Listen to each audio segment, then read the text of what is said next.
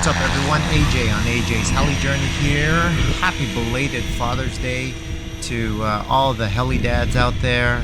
Hopefully you enjoyed it with family and maybe even had a chance to fly.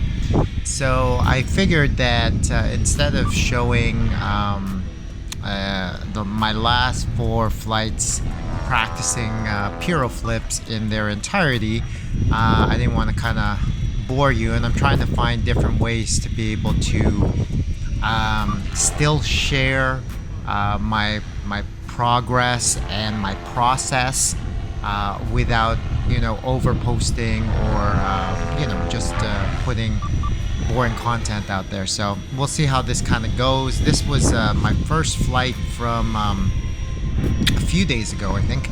I honestly can't remember the exact day. Oh no, sorry. It was actually on Saturday.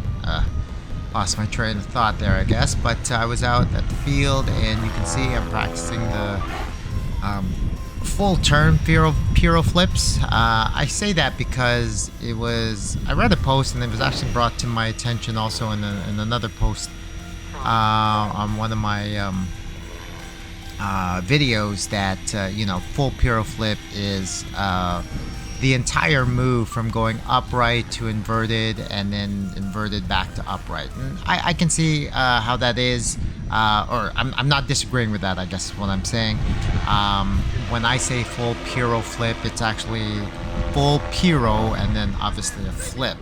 Not the full. It's I kind of separate and break it up. Anyways, look, at the end of the day,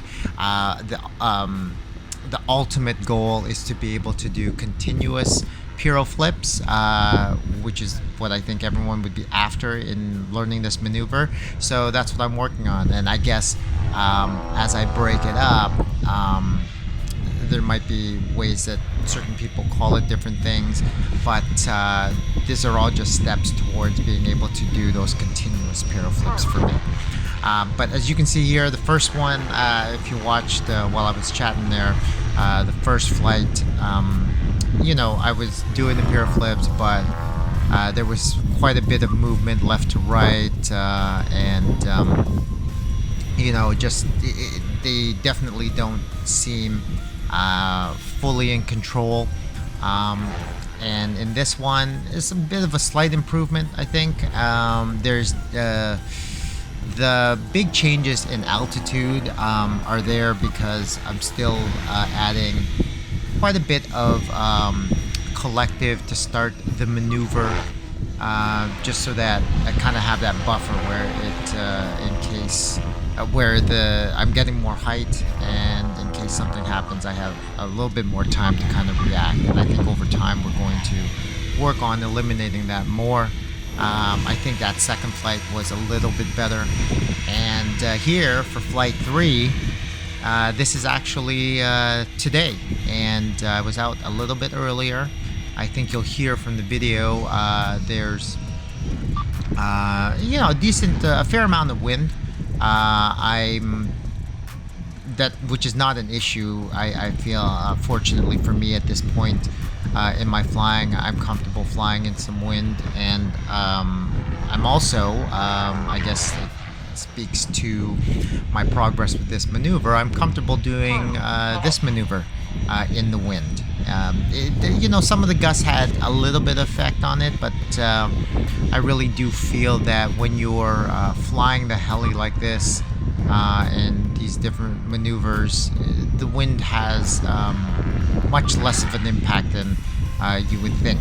At least that's what I'm finding. So you'll see here, this is my first flight. I didn't even really warm up. I just kind of got in the air and just started doing them. So I think the first 1 or 2 were a little bit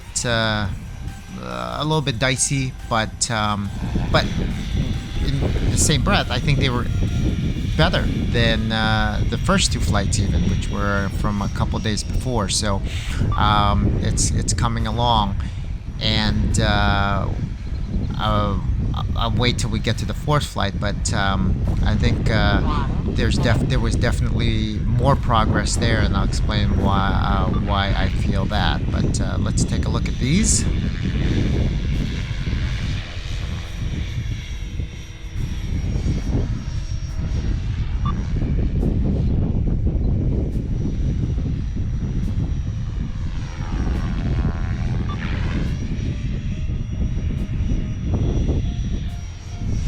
So what I think you'll see here is that I'm starting to lessen the amount of time in between performing the Piro flips from upright to inverted and inverted back to upright. So obviously, after each you know half flip from upright to inverted, I'm still collecting myself, still kind of stabilizing the heli before I go into another half flip and full Piro back to upright. But by lessening the time in between each of those, eventually we'll get to a point where I'm giving consistent and steady rudder input so that it's continuously pirouing, and then I'm using the cyclic to complete the maneuver, both the flip, the flip part of the maneuver, while maintaining consistent rudder and applying the correct collective as necessary. So that is, I think, where I'm going to focus a lot more of the progress going forward, because I'm getting much more comfortable just practicing the maneuver. I'm not nearly as anxious or nervous. I'm really not nervous at all now, to be honest with you. So now it's a matter of getting confident enough to be able to make more and more progress towards doing them with less break in between. And I'm saying, so with this one, in this flight here, I think there's measured improvement, because you can see, I'm not stabilizing nearly as much in between. I'm kind of, I'll call it bouncing, because you see the up and down, but I'm bouncing from one half flip to the next half flip here, which I would not have been able to do before. There's still quite a bit of movement. You can see the heli got pretty far there, but it looks much more in control, I feel. So here, there, half flip to inverted, and then okay, so there was a bit of a long break there. I thought it was going to be a little bit more quick getting into the next one, but I think there might be a couple more sets here where I tried to make it a little bit smoother, a quicker transition.